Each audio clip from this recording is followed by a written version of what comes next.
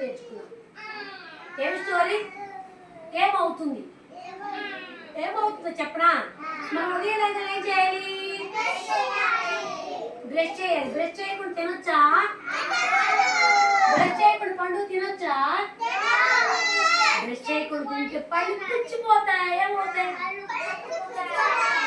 మనం పడుకుంటప్పుడు రాత్రి తిరిగి పడుకుంటాం కదా, అది బ్రష్ చేయకపోతే ఆ క్రిములను ఇక్కడ ఉండి ఆ పప్పులను ఇక్కడ ఉండి ఏమవుతాయి అంటే లోపల పురుగులు పెట్టేస్తాయి. అందుకని పళ్ళు పుచ్చిపోతాయి. ఏంటి మనం ఏం చేయాలి? ఉదయాన్నే బ్రష్ చేసుకొని తినాలి.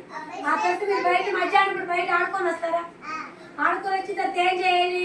చేతులు శుభ్రంగా కడుక్కోవాలి. శుభ్రంగా కడుక్కొని తినాలి. కడుక్కొని తినకపోతే పొట్టలోకి ఆ క్రిములు చేరి కడుపు నొప్పి వస్తే ఏమవుతుంది? ఏమవుతుంది చెప్పు? అందుకని చేతులు కడుక్కొని తినాలి. ఓకేనా? ఇప్పుడు అయ్యాలే నిలబడమ్మా. ఉదయాన్నే బ్రష్ చేసుకోవాలా? బ్రష్ చేయకుండా తింటే ఏమవుతుంది? బ్రష్ చేయకుండా తింటే పళ్ళు ఏం చేస్తాయి? పుచ్చిపోతాయి. పెద్దగా చెప్పం ఏమవుతాయి? పుచ్చిపోతాయి కదా, అందుకని బ్రష్ చేసుకొని తినాలి. ఓకే కూర్చో. లేమ్మా విన్సులే. మన రోజు చేతులే కడుక్కొని తినాలా? చేతులు కడుక్కోకుండా తింటే ఏమవుతుంది? ఏమొచ్చింది?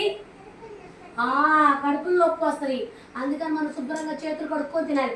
అలా పడుకునేటప్పుడు కూడా లేదు, పడుకునేటప్పుడు శుభ్రంగా బ్రష్ చేసుకొని తిని పడుకో.